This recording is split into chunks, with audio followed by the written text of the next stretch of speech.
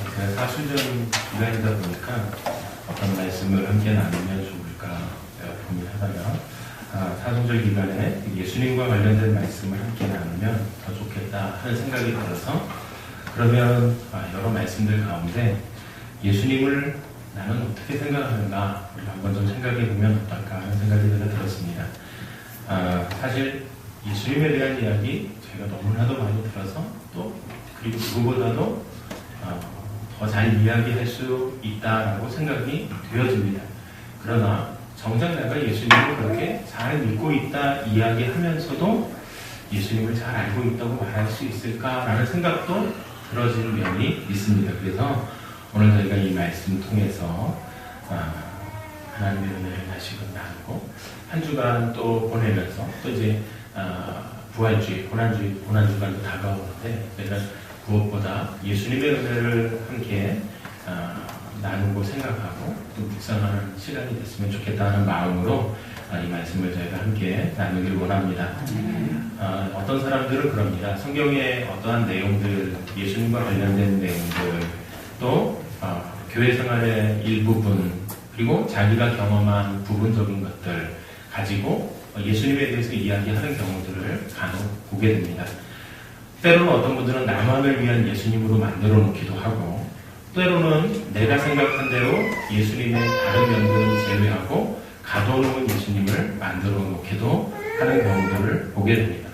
혹은 예수님을 처음 믿었을 때는 예수님은 내 기도에 10가지 기도의 제목이 있으면 11가지 기도의 제목을 응답해 주셨던 예수님, 나에게 있어서 이만한 분이 없었다 이렇게 생각하시는 분들도 있습니다. 그런데 이제 세월이 오래 지나다 보니까 예수님은 이제 내 기도는 전혀 안 들어주시는 분이 아닌가, 오히려 또 이렇게 생각하시는 분들도 간혹 계시더라고요. 그러니까 세월이 지나고 보니 신앙도 냉랭해지고 예수님에 대한 믿음도 식어져 버린 것이겠죠.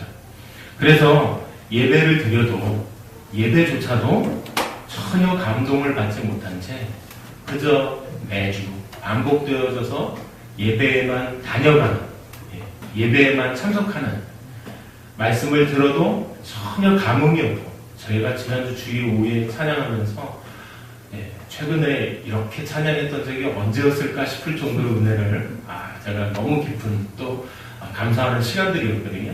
또 앞에도 아침에도 시간이 대충 1시간 30분 정도 선교사님 오셔서 말씀 전하신 거는 제가 대충 계산해보니까 어린 남짓 되는데 38분이라는 것까지 제가 몰랐습니다. 그런데 최근 들어서도 부흥회를 가도 이렇게 오래 말씀을 들었던 기억이 없는데 라는 생각이 들어졌거든요. 그런데 말씀도 너무 은혜가 들어지고 예배하는 내내 감사가 제가 되어지는 걸 보면서 하나님께서 날 이곳에 부르신 이유가, 목사님을 만나게 했던 이유가 다 이런 이유들이 있었구나 라는 생각이 들어지면서 한 주간 한편으로 굉장히 힘이 되어졌고요. 예배 드릴 때마다 제가 위로를 많이 받습니다. 오늘 아침에도 목사님 기쁨에 대해서 말씀해 주시는데 내가 잃었던 게 이것이구나 라는 생각이 들어지면서 또 한편으로 도전이 되어지고 또 한편으로 감사가 되어지고 또 한편으로 은혜가 되어지고, 근데 이게 저하고 비슷한 걸 느끼시면 이제 은혜가 되어지시는 건데요.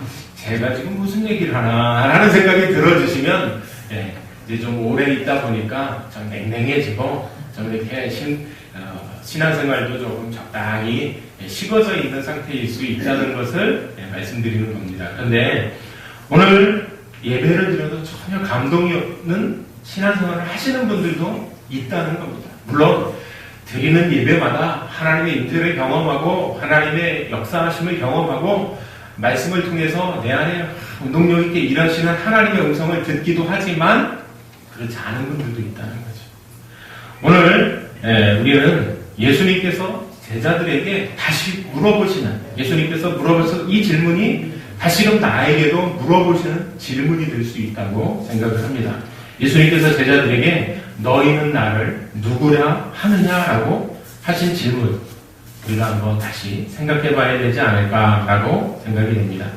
예수님께서 가이사랴 빌립보 지방에서 가셔서 그들과 함께 하셨습니다. 이 지방은 갈릴리 북쪽에 있는 곳에 아주 물이 풍부한 그러한 지역입니다. 굳이 이렇게 멀리까지 가신 이유가 있을까 생각해 보면 아마도 다른 사람들로부터 방해받지 않고 그곳에 제자들을 데리고 가셔서 신앙을 점검하고 또 이들에게 신앙관을 정립시키고자 하시는 의도를 가지셨던 것이 아니었을까라고 생각이 되어집니다. 그래서 예수님께서 그곳에 가서 그들에게 질문하시기를 사람들이 나를 누구라 하느냐? 인자를 누구라 하느냐? 물어보시는 거죠. 이 질문은요, 세상 사람들이 예수님을 바라보는 시각, 그리고 믿음의 눈을 가지고 예수님을 바라보는 시각이 얼마나 다른가를 잘 보여주고 있습니다. 이에 대해서 14절 말씀에 기록된 대로 제자들이 대답을 했는데 대답의 내용은 4가지였습니다. 이르되 더러는 세례 요한, 더러는 엘리야, 어떤 이는 예레미야, 선지자 중에 하나이다 라고 대답을 하고 있습니다. 이들이 대답했던 이 4가지, 세례 요한, 엘리야, 예레미야, 선지자 중 하나, 4가지로 대답을 했는데 예수님께서는 세례 요한과 같이 회개의 메시지를 선포하셨습니다. 또 당시 종교자들인 바리새인과 서기관들을 꼼짝 못하게 하실 만큼 말씀으로도 권위가 있으셨습니다. 또 헤롯까지도 예수님을 세례 요한으로 오해할 정도로 말씀을 전했던, 또한 엘리야 선지자처럼 권능과 능력을 행하는 종이기도 하셨습니다. 예레미야처럼 다른 종교자들의 핍박을 받아 배척을 받고 하나님의 나라를 위해 눈물로 기도하신 분이셨습니다. 또한 이런 선지자처럼 하나님의 말씀을 권세 있게 풀어서 누구보다도 잘 가르치셨던 분이셨습니다. 이 대답처럼 예수님께서는 세상 사람들이 생각하는 것이 분명히 있었다는 것을 보여줍니다. 그러나 문제는 표면만 보았을 뿐 예수님에 대한 진정한 정체는 파악하지 못했던 것이죠. 그들의 예수님에 대한 생각은 예수 그리스도를 하나의 누구보다 좀 더 능력을 많이 가지고 있는 인간 정도로 이해했다는 것입니다. 예수님께서 하나님의 보내신 유일하고 독특하신 분이심을 알지 못했던 것이었습니다. 오늘도 예수님에 대한 잘못된 생각으로 살아가는 사람들도 있다는 것입니다. 그저 예수 그리스도를 그저 좋은 일을 많이 하는, 선행을 많이 하는, 아픈 사람을 좀 많이 고쳐주는, 도와주는 자선가쯤이나 선행을 많이 행했던 사랑을 많이 실천하는 어떤 NGO 단체의 대표직으로, 아니면 사회를 바꾸려고 노력했던 개혁가나 혁명가 정도로 생각하는 사람들도 있다는 것입니다. 어쩌면 한국교회가 점점점 약해져 간다고 이야기합니다. 언젠가는 1,500만이 넘었다 그러는데 이제는 1,000만이니 800만이니 자꾸 줄어드는 이야기를 하고 있는데, 분명한 것은 어쩌면 이런 분명한 신앙 고백이 없기 때문이 아닐까라는 생각도 들어집니다. 이처럼 예수 그리스도는 나의 구원자이시고 나의 치료자이시고 나를 구원하신 하나님이십니다라는 이와 같은 고백이 우리가 점점점 사라져가고 있기 때문에 예수님도 하나님도 능력이 없으신 분으로 우리 삶에 드러나고 나타내지는 것이 아닌가라는 생각이 들어집니다. 15절 말씀에 예수님께서 사람들의 대답을 듣고 제자들에게 다시 물어보셨습니다. 세상 사람들은 이와 같이 이야기했다면 너희들은 과연 어떻게 생각하느냐? 15절 말씀에 이렇게 기록하고 있습니다. 이르시되 너희는 나를 누구라 하느냐? 이때 16절 말씀에 기록된 대로 가장 용감했던 베드로가 아마 큰 소리로 대답했을 것 같아요. 주는 그리스도시요 살아계신 하나님의 아들이십니다 라고 대답을 했죠. 여기서 베드로의 고백은 2가지로 나타납니다. 하나는 그리스도이십니다. 또 하나는 하나님의 아들이십니다 라고 베드로가 이야기하고 있습니다. 이 고백은요, 하나님께서 보내주셔서 세상을 구원하실 이가 바로 메시아, 당신이십니다 라는 고백을 베드로가 하고 있는 것입니다. 이스라엘 백성들은요, 다윗의 혈통을 통해서 이스라엘 백성들을 구원하고 또 세상을 하나님의 법으로 통치하실 이상적인 메시아를 기다리고 있었습니다. 예수님께서 이 소망을 실현하실 분으로 고백하고 있는 것이 바로 베드로였던 것입니다. 세상은요, 아담 이후로 끊임없이 죄로 물들어져 가고 있었습니다. 죄로 인해 어둠 가운데로, 사망의 고통 가운데로 가고 있었던 것입니다. 그런데 이 모든 인간은 죄와 마귀의 권세 아래서 고통받고 신음받고 있었던 것입니다. 이 세상은 이러한 악한 영의 세력에 짓눌려서 점점 더 죄악 가운데로, 점점 더 죄의 타락 가운데로 눈물과 탄식으로 가득 찬 삶을 살아갈 수밖에 없었습니다. 그런데 하나님의 아들이 이 세상에 오신 것, 그것은 바로 이 마귀의 일을 멸하기 위함이었다고 말씀하고 있습니다. 마귀에게, 죄에게 종노릇하고 갇히고 억눌리고 짓눌린 채 살아가고 있었던 인간들을 당신의 피로 깨끗게 정결하게, 그래서 하나님의 백성으로 살아가도록 하기 위해 이 땅에 오셨다는 것을 말씀하고 있는 것입니다. 바로 예수님이 그리스도라고 하는 이 고백 안에 이 세상과 마귀의 정욕에 따라 살아가고 소망 없이 살아가고 있는 우리 인간들에게 새 생명, 새 기쁨, 새 평안, 새 안식을 주시는 분이 바로 당신이십니다라고 베드로가 고백하고 있는 것입니다. 예수님께서 그리스도라고 하는 것, 그것은 바로 죄로 인해 고통받고 있는 죄인들의 모든 무거운 짐과 아픔, 그리고 상처와 괴로움을 해결하시는 분이시라는 것을 이처럼 베드로가 고백하고 있는 것입니다. 그래서 베드로가 예수님께서는 그리스도이십니다 라고 고백했던 것입니다. 우리들에게도 무겁게 느껴지는 상처들, 또 어려움들, 아픔들, 괴로움들, 고민들이 우리 안에 다 있을 수 있습니다. 그러나 이 모든 것들 바로 예수님께 맡겨야 할 것을 이야기하는 것입니다. 이 믿음으로 악한 죄의 파도가 많으나 나의 마음은 늘 괴롭다고요? 네, 평안하다. 저희가 평안할 수 있는, 아침에도 목사님 말씀해 주셨어요. 바울이 그와 같은, 저 같았으면요 제 안에서 분이 나서 못 참았을 것 같아요. 그렇게 모질게 매를 맞고서 감옥에 가다 놓았을 때 내 안에 가득한 분노가 오히려 나를 해했을 것 같은 생각이 저는 들더라고요. 그런데 어떻게 기쁨이 가득했을까? 바울은 어떻게 그 기쁨이 가득했을까? 마찬가지로 우리의 삶에도 주님께서 주시는, 하나님께서 우리에게 주시는 이 평안이 가득할 때 바로 이와 같이 비록 나에게 억눌려지는 많은 무거운 짐들이 있지만 주님 앞에 내려놓고 평안함을 누릴 수도 있다 고백하는 저와 성도님들 되어주시기를 바랍니다. 세상 사람들의 고백에도요 이런 치명적인 실수가 있었습니다. 그것은 바로 예수 그리스도께서 살아계신 하나님의 아들이라는 걸 몰랐던 것이죠. 그저 어떻게 보면 한 유명한 인물쯤, 아니 어떻게 보면 그저 많은 사람을 병을 고쳐줬던 분쯤, 아니면 그저 배고픔을 달래줬던 분쯤으로, 그리고 신비할 정도로 놀라운 일들을 행했던 분쯤으로 아마 여겨졌던 바로 이런 사람으로 예수님을 인식했던 것입니다. 그러나 예수님은 살아계신 하나님이시라는 거죠.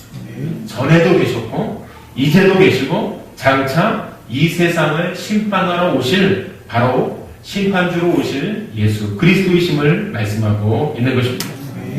예수님은 저희가 잘 아는 것처럼 하나님의 본체이시지만 하나님과 동등됨을 취할 것으로 여기지 않으시고 종의 형체를 가져서 이 땅에 인간의 모습으로 낮아져서 이 땅에 오신 분이십니다.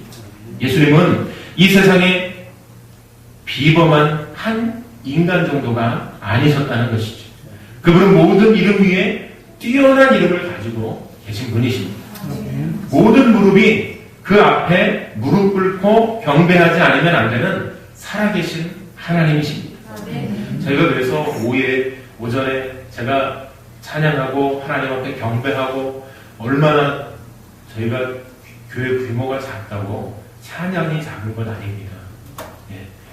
제가 자그마한 교회도 몇 군데 가봤는데요. 저희 교회 찬양은 작은 교회 찬양이 아니에요. 목사님 음성이 커서 그런 게 아니라 예. 저희 교회 드리는 이 찬양의 이 모습을 보면요. 제가 볼 때는 한 10,000명 그 이상 되는 교회 가도 이와 같은 모습의 찬양을 드리는 분들을 본 적이 없어요. 오히려 큰 교회 가면요 냉랭한 분들이 더 많으세요. 앞에 계신 찬양단만 그분들은 예수님이 앞에 계신 것 같이 찬양하시더라고요. 근데 성도님들은 주무시는지 찬양하시는지 구분 잘 안 가는 분들이 더 많으세요. 간혹 카메라가 이렇게 돌다가 딱 비치면 그분만 그게 다 TV에 나오는 분들이에요. 제가 속으로 저분들은 돈을 받나? 보통 TV에 패널이나 뭐 뒤에 이렇게 방청석으로 참석하면 알바비를 주잖아요. 얼마씩. 그래서 저분들도 뭘 좀 받나? 그런 생각을 한번 해본 적이 있습니다. 가끔 저 기독교 TV를 잘 안 보는데 가끔 보면 왜 그렇게 뭐 거의 연예인 뺨치는 은혜로운 표정으로 찬양하고 계신 그래도 잡았나? 이런 생각도 들지만 얼마 받지? 이 생각도 제가 해본 적이 있는데 어쨌든 저희 찬양이요 하나님께 임재하심을 저희 예배 드릴 때마다 경험합니다. 우리 예배가 그와 같이 살아있는 예배가 하나님 앞에 드려지고 있다는 것이죠. 이처럼 살아계신 하나님 앞에 우리가 경배하는 그 기쁨과 은혜가 가득하다는 것입니다. 그들은요 어쩌면 예수님을 공작 아니면 석가모니 아니면 마호멧 같은 종교 개혁가 내지는 종교 사상가쯤으로 생각하는 사람들도 있습니다. 그러나 예수님은 하나님이십니다. 아멘. 우리의 찬양과 경배의 대상이 되신다는 것이죠. 그러므로 예수 그리스도를 마음의 구주로 모시고 살아가는 우리들에게 그리고 늘 하나님을 찬양하는 우리들에게 하나님 앞에 예배하는 우리들에게 더 크고 놀라운 은혜가 임하게 될 줄로 믿습니다. 우리를 하나님께서 기뻐 받으시는 거룩한 산제사로 드리라는 말씀을 기억하고 늘 하나님 앞에 참되게 예배하고 거룩하게 예배하고 바르게 예배하는 우리 모두가 되시기를 바랍니다. 베드로의 이러한 대답은요 너무나 정확한 고백이었습니다. 부족함 없는 신실한 고백이었습니다. 우리의 고백이 베드로의 고백과 같은 고백이 되어지기를 바랍니다. 17절에서 19절 말씀에 예수님께서는 베드로에게 세 가지의 대답을 해주십니다.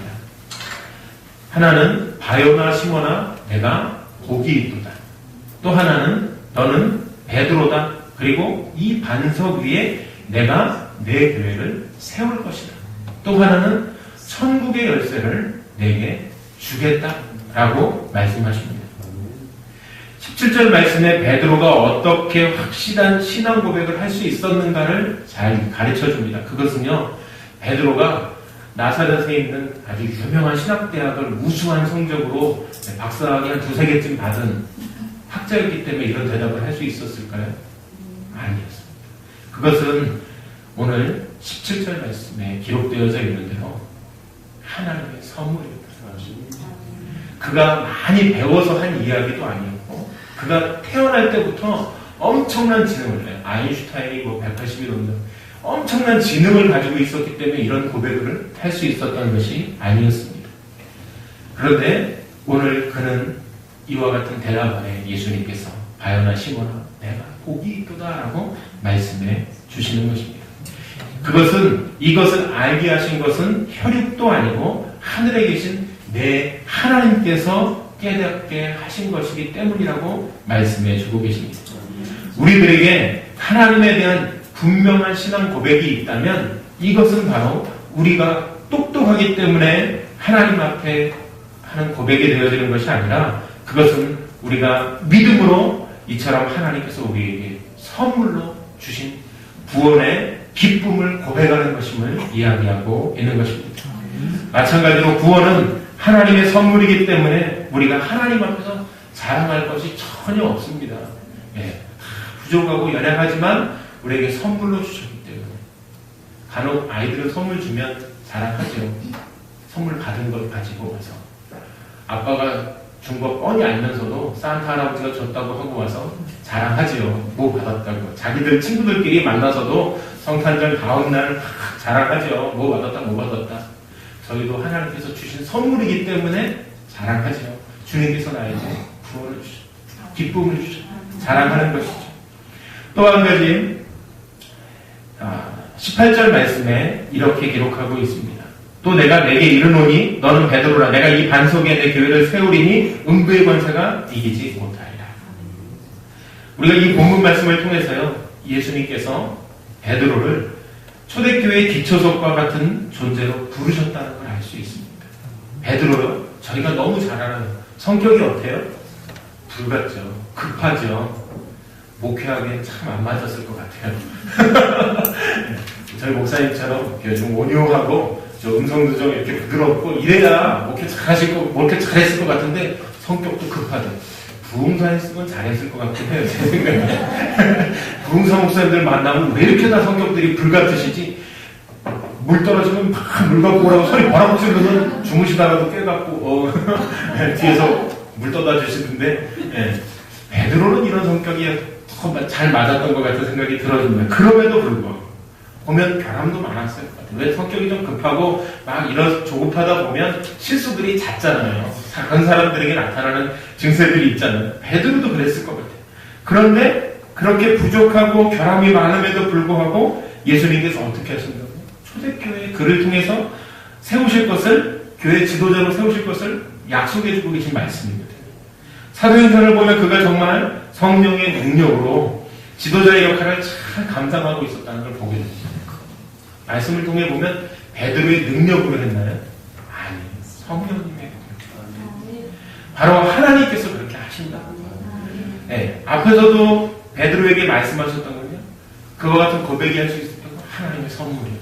또 그와 지도자로서 맡겨졌던 교회를 향한 사명을 감당하는 것도 하나님께서 통해서, 성령님을 통해서 나타났던 일들이었다는 걸 이야기하고 있다는 것입니다. 이처럼요, 예수님께서는 여기에다 또 다른 약속의 메시지를 말씀하십니다. 그것은 바로 음부의 권세가 이기지 못할 것에 대해서 말씀해주고 있습니다. 하나님을 대적하는 모든 세력이 내 앞에서 무용지물이 될 것이다 라고 말씀하고 있습니다. 이 말씀은요, 어떻게 보면 결코 어려움이나 고통이 없을 거다라고 말씀하는 말씀이 아니었습니다. 비록 환난과 핍박과 어려움이 있을지라도 그것이 너를 넘어뜨리지 못할 것이다. 이와 같이 말씀해주고 있는 것입니다. 제가 부모님들이 자녀들을 위해서 기도하실 때 보면 순탄하고 평탄하게 살아가기를 위해서 보통 자녀들을 위해서 기도 많이 하십니다. 근데요, 언젠가 저도 어느 목사님 말씀을 듣고 저도 기도 제목을 좀 바꿔봤어요. 뭐라고 기도하셨냐니까 자녀들을 위해서 순탄하고 평탄한 길을 가게 해달라는 기도를 하던 목사님도 바꿔서 어려움이 있고 고난이 있어도 믿음으로 이기고 가는 자녀가 되게 해달라고 기도 제목을 바꾸셨다고 했습니다. 그 뒤로 저도 자녀들을 위해서 순탄하게 잘 믿음 생활할 수 있게 해주세요라는 기도를 늘 했었는데 그 목사님 말씀 듣고 보니까 저도 기도 제목을 바꿔야겠다. 그래서 그 뒤로 바꿔서 기도하고 있거든요. 오늘 마찬가지로 이처럼 베드로를 향해서 예수님께서 말씀해 주고 계십니다. 그냥 어려움을 만나면 좌절되어지는 신앙, 고난을 당하면 엎드려지는 믿음이 아니라 이겨내고 나갈 수 있게 해달라고. 바로 함께 일하시고 능력을 주시고 충분히 승리하실 수 있게 해주시는 하나님의 역사하심이 있는 그 은혜를 경험할 것을 말씀하고 있습니다. 우리들도 비록 연약하고 부족한 모습을 가지고 있을지라도 예수님께서 부르시면, 예수님께서 우리들에게 어떤 사명을 맡겨주시면 그 일들을 충분히 감당할 수 있을 능력도 우리에게 주신다는 것을 말씀하고 있는 것입니다. 교회가 막 새롭게 변화되어서 가다 보니까 생각지도 않은 일들이 막 저에게 막 주어지죠. 나 안 하고 싶은데 목사님이 부르시고 이야기하시고 기도하셨다 하시고 도망가고 싶은데 목사님이 말씀하셨는데 도망갈래야 도망갈 수가 없죠. 순종해야 되니까. 네. 근데요, 그냥 목사님이 하라고 해서 하는 게 아니라 하나님께서 그 능력도 주신다는 걸 말씀하고 있다는 것입니다. 새로운 걸 자꾸 하려니까 힘이 들어요. 힘이 들죠. 안 들면 이상한 거죠. 그렇지만 순종하고 달려갈 때 누가 주신다고요? 목사님이 주신다고요? 목사님 기도해 주시지만 능력은 하나님께서 주시죠. 우리가 그래서 어떤 일들을 감당해낼 수 있다고요? 더 많은 일. 교회가 오늘 제가 예배 드리면서 숫자가 자꾸 늘었길래 더 좋아지. 제가 온 뒤로 많이 드려서 더 많으셨는지 모르는데 제가 온 뒤로 오늘 오전에 사람이 많아지죠. 전 너무 좋죠. 아니, 저는 그냥 다 좋아지면, 성도님들과 관계없이 그냥 내가 와서 잘 죄송합니다. 제 마음속에, 아니, 저한테 제가 오고 난 뒤로 어떻게 교회가 자꾸 준다고, 저도 시험 될 것 같아요. 근데 어쨌든 예배 드리고 날 때마다 자꾸 교회가 좋아지는, 아니, 예배당 공사를 먼저 해놓으셨으면, 뭐, 저도, 다 해놓으셨겠구나. 근데 저 혼자 하고 나니까 제 마음도 내가 와서 하나 죄송합니다. 네, 제가 드는 생각은 제가 드는 생각. 저도 늘 감사로 많이 못 도와드렸지만 제 마음속에 드는 마음이 하나님께서 그래서 보내주셨나 보다. 이런 마음으로 목사님 큰 의미를 부여하셨는데 저보다 의미를 더 잘 막 해주시길래 교회가 얼마나 사랑스러우실까. 예, 이런 마음이 저도 들어지거든요. 오늘 우리에게 이와 같이 베드로를 통해 더 많은 일들을 하셨던 하나님의 도우심이 있으셨다는 것을 믿으시고 말씀에 따라 순종하고 말씀에 따라 기도하고 그래서 맡겨주신 사명을 잘 감당해 가시는 저와 성도님들 되어주시기를 바랍니다. 사실은 제가 뒤에 더 준비한 게 있는데요. 영상을 보는 게 제가 오늘 말씀을 전하는 것보다 더 좋겠다는 생각이 들어집니다. 이 영상은 사실은 어느 선교사님의 이야기입니다. 한국명으로는 민노아 선교사님인데 혹시 들어보셨고 아실 수도 있으신데 예수님과 관련되어져서 이 선교사님의 일화가 있어서 영상을 보는 편이 제가 지금 말씀드리는 편보다 도움이 되실 수 있다는 생각 때문에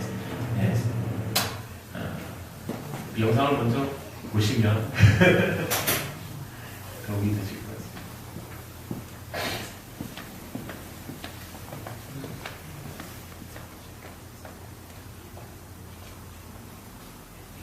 음악이 좀 있는데요. 음악만 없다고 생각하시면 됩니다.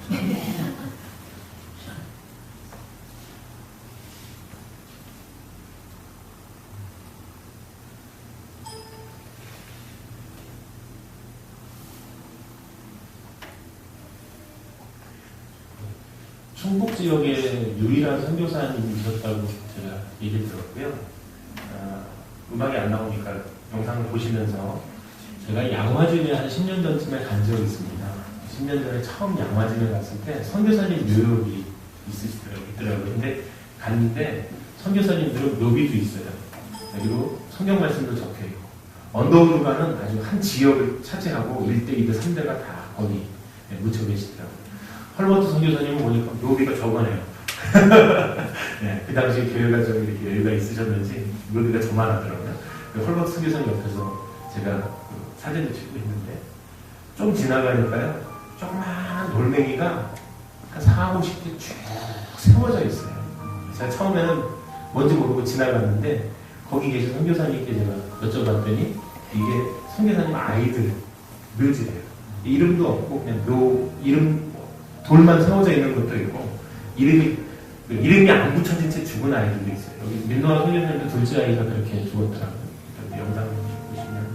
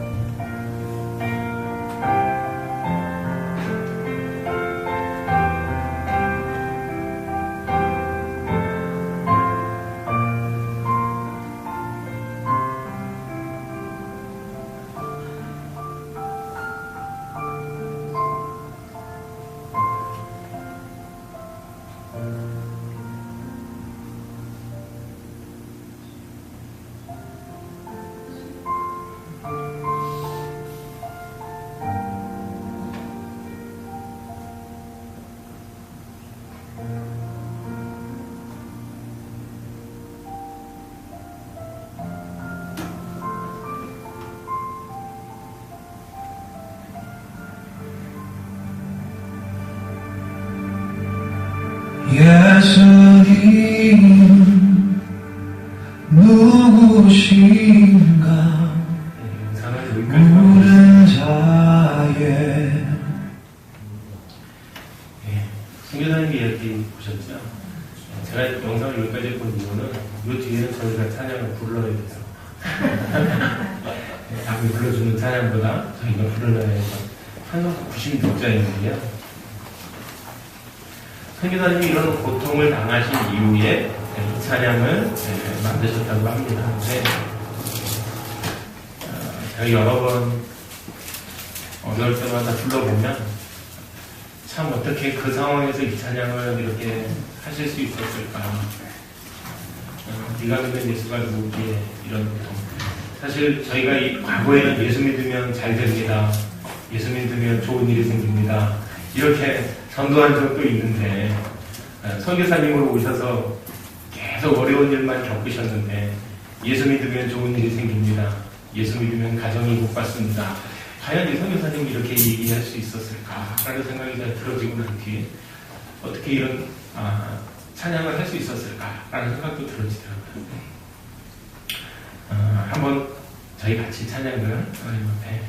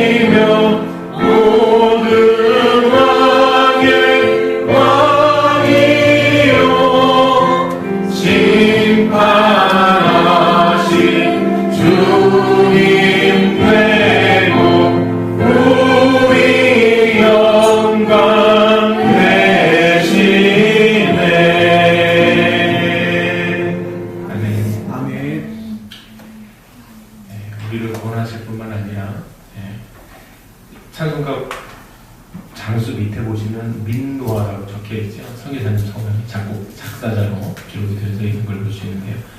예수님에 대해서 아마 다른 많은 찬양들도 예수님에 대해서 이야기하고 있지만 어떻게 이렇게 잘 표현했을까? 어떻게 예수님을 이렇게 잘 정리했을까?